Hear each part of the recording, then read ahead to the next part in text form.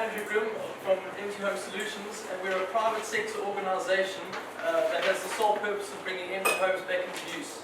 What makes us unique is that we don't require any financial contributions from the taxpayer or from the empty homeowner. It's a self-sustaining, self-financed scheme.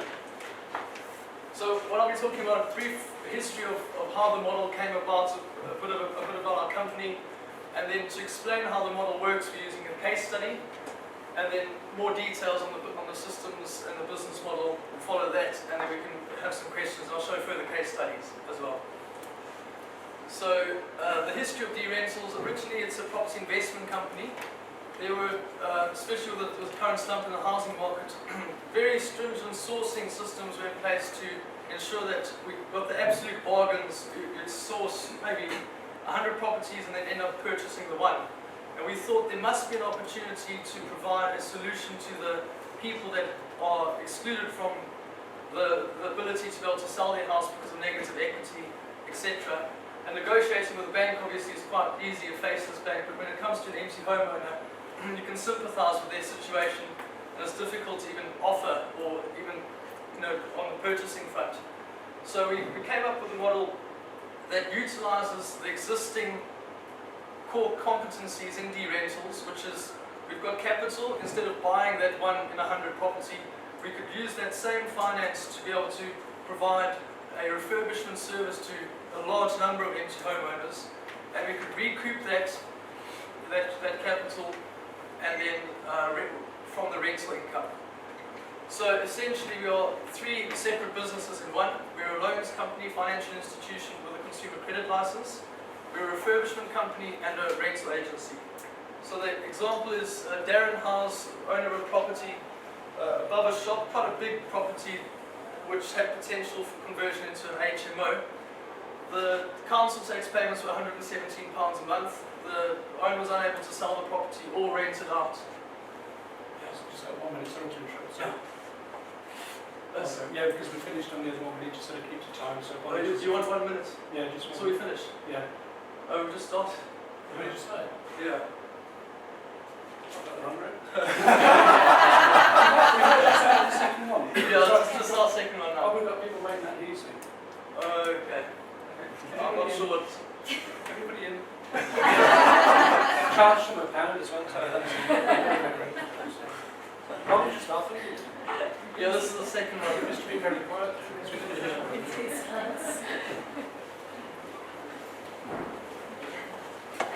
I'll get this back here. Everybody in.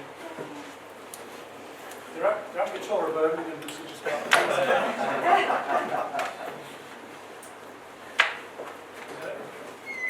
Sorry. No, that's fine. So, for those that have just arrived, we Empty Home Solutions, and what makes us unique is we're a private sector solution to the problem of empty homes. We don't require any financial contributions from owners or from local authorities for our scheme to bring empty homes back into use. And I was just running a case study with Darren Howes. A typical empty homeowner, the property is costing him every month in council tax and maintenance. The property is in too bad a condition to try and rent it out to himself, and also he's concerned about becoming a landlord. You can't sell the property either, so this property would be sitting empty as a long-term empty property on the statistics that we've seen. So we got referred to Darren through Wrexham Borough County Council, and we were able to finance the refurbishment of this property based on the conversion of the property into a house of multiple occupation, which was able to unlock a rental income potential, the rental income from the property of over £1,000 a month. So from a property that was previously a liability costing him just in council tax £117 a month, Darren immediately receives an income of £451. The refurbishment paid for over 24 months is £330, and then we charge our rental management fee of 12.5% of that gross rental income. At the end of that 24-month contract period, Darren's free to do as he wishes with his property, as we've recouped our refurbishment capital. Also, as I said in my introductory slide and the description of our business, is we essentially 3 separate existing business models merged together in order to create the ultimate solution to empty homes.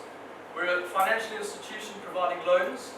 We're a refurbishment company conducting full refurbishments from planning right through to implementation, and we're a rental agency, all under one roof.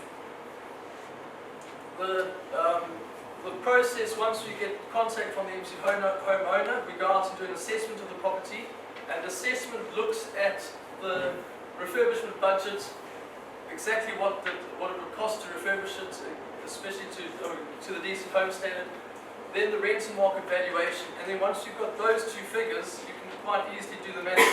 The rental income will pay for that refurbishment in X number of months. So that capital injection creates the rental income that will pay for everything.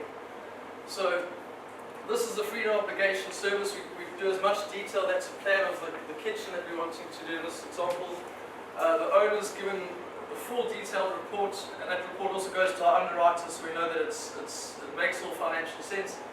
And the owner can go and get second quotes on this. And if he decides to go ahead with us, we could carry out the refurbishment, and there's the kitchen. Full project management, right from the clearance of belongings into storage and to auction houses, charity shops, etc. And this, the owner is always kept right up to date. And what makes us unique as a refurbishment company, especially given the fact that our clients wouldn't have much experience with refurbishment works and be quite skeptical and concerned about cowboys and stuff, we'd have a completely transparent approach to the refurbishment. Every B&Q receipt or anything we pay our guys all goes into a pack of invoices, gets totaled up, and we add 20%. And it's a simple way to make them to engender trust.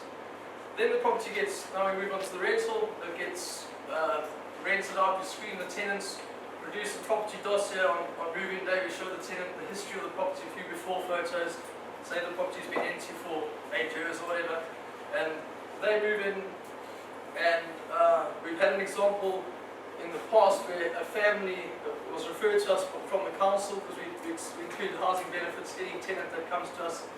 They were sleeping in a car over Christmas, and they were in desperate need of a house. They got kicked out of 2 or 3 places they tried to stay at, and then they got given a house that was previously empty.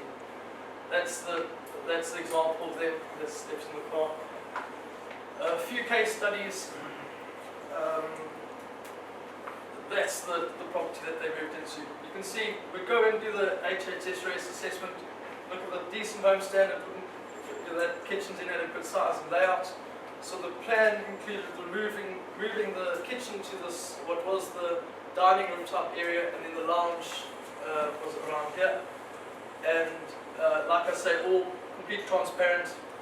That kitchen there cost £623 from B&Q, because we've got a good relationship with them. And the tradesmen, because they've got a pipeline of properties, they've got an incentive to perform and get it done quickly. So this was a 2-week or so refurbishment, and then obviously a day or two maybe coming back to a few little touch-ups for our housewarming service. We always give the tenant a housewarming service where we hang their TV for them and hang their pictures, they're personalised. Another example, Blake and Evan, do stop me if you've got any questions. I've not rushed over things that are integral to the understanding of the model, etc. But again, this owner, without any financial contributions, his property, just to give you a quick background, the property he bought as an investment property in 2006. He paid $96,000 for it in an area called Bacon, and then by the way, all owners featured here have given their consent for me to discuss. The housing market crashed, and he was unable to sell it, and then vandals came in and stripped the copper, put tiling adhesive on the windows, and just vandalized the place. And he wasn't in a position to go in and refurbish the property. Also concerned about tradesmen coming in and taking him for a ride. So we provided him with an all-round service that cost him so effectively, another way of describing our model, for those that are still trying to grasp it, is that it's basically the owner would come to us, we would give him 15 months of advanced rent up front.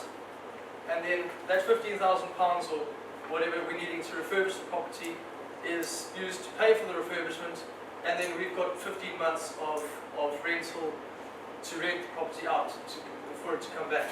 An alternative option is that he could, if he wants an immediate income, we'd provide him, he'd get half the amount going forward.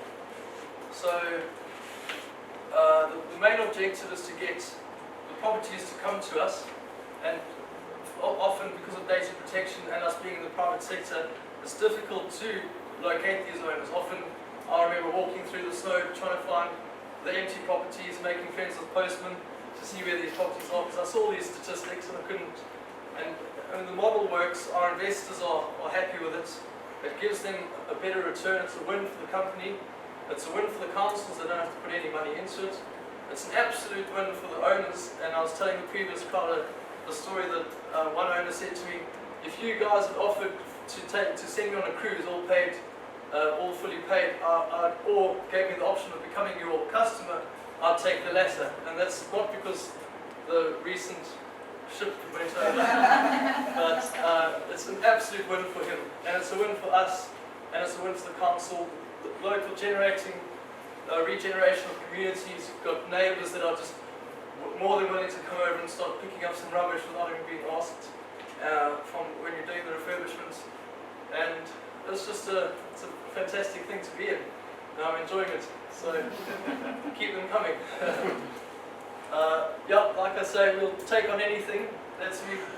These some squatters were living in here without any running water, and that's the result of no running water. That's the kitchen, and behind the mess, it's there's not a lot of work to do here. It turns a lot of people off, and that's an ideal situation for a cowboy builder to come in and say, yeah, give me 20 grand for the whole lot, because a lot of people know it's actually not so much work to do this.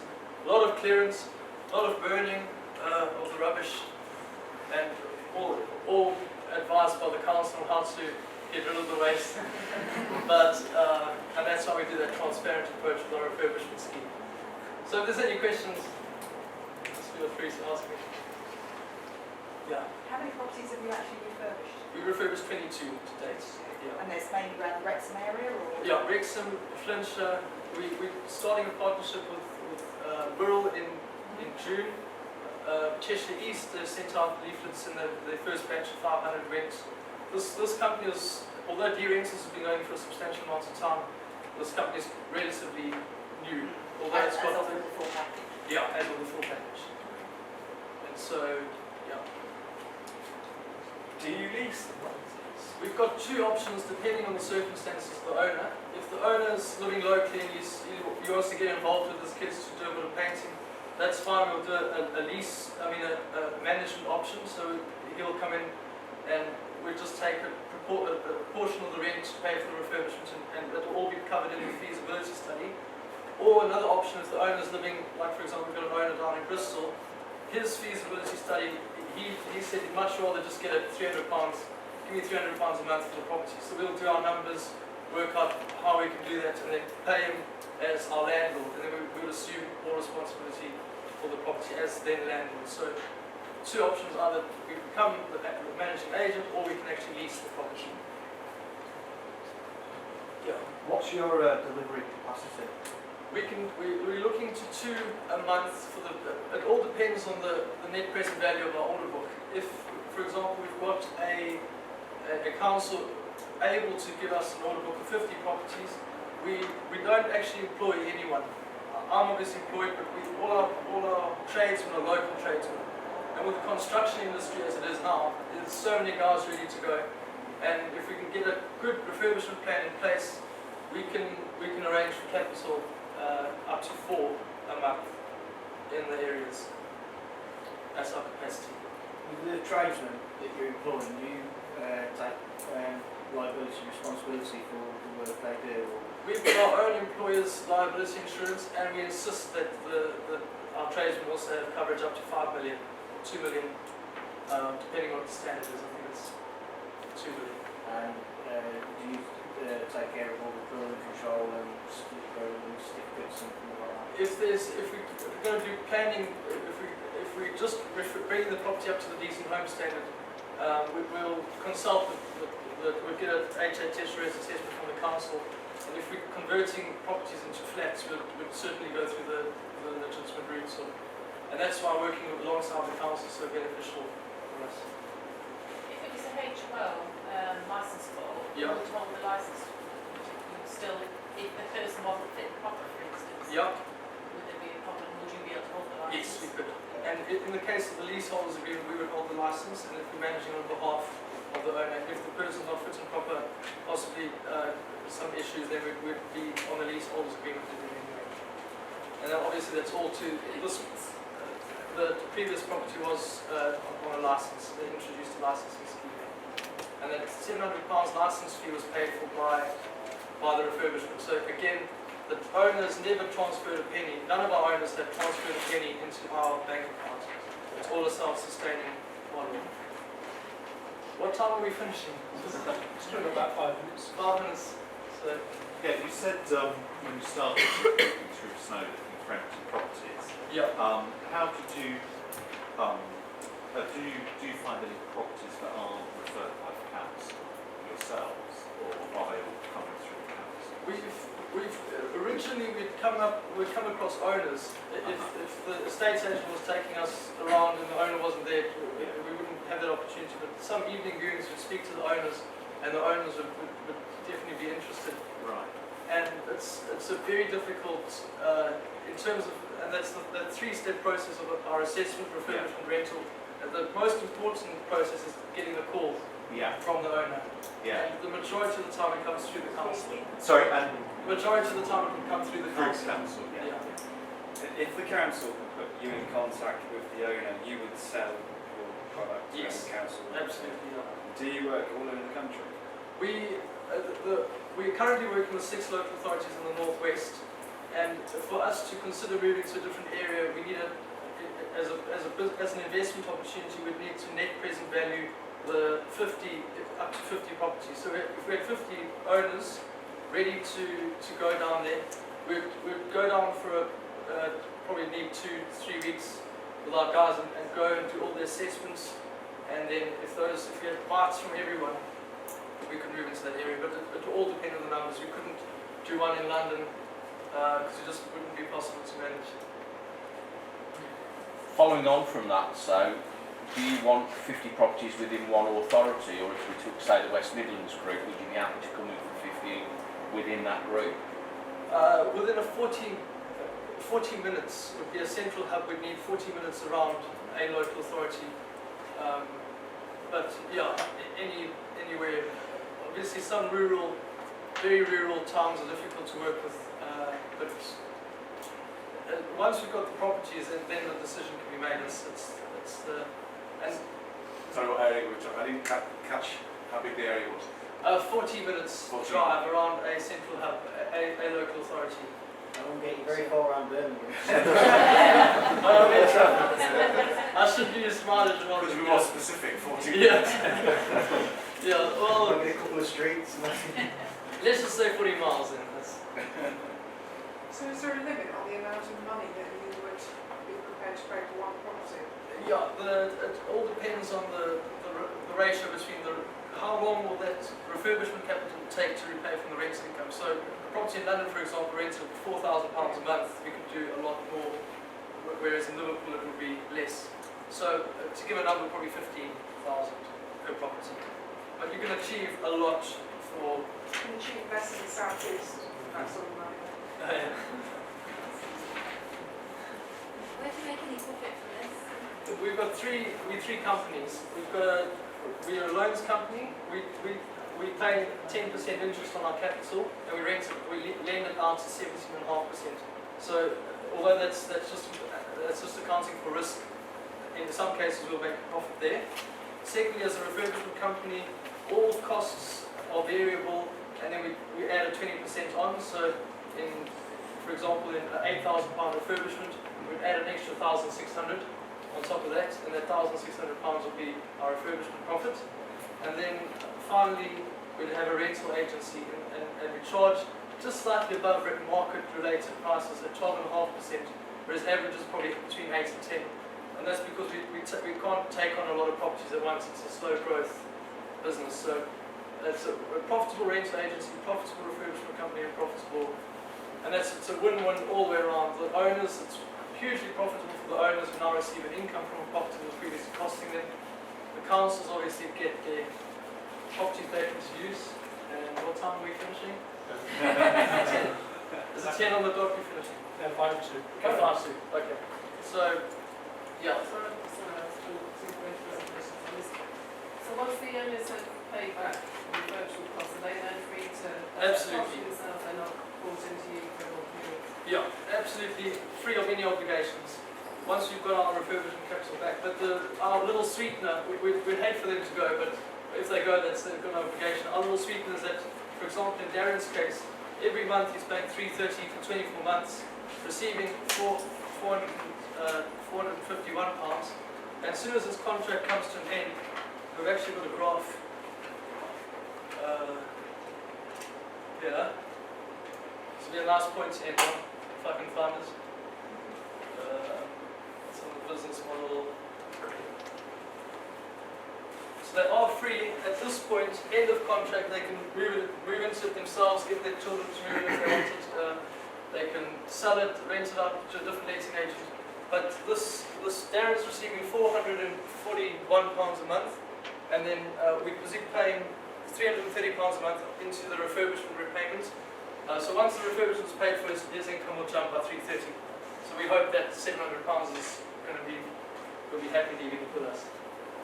So I'll put some leaflets here. Like I say, Empty Home Solutions is a sister company of D Rentals, and that's where the scheme was developed with D Rentals. So I've got some D Rentals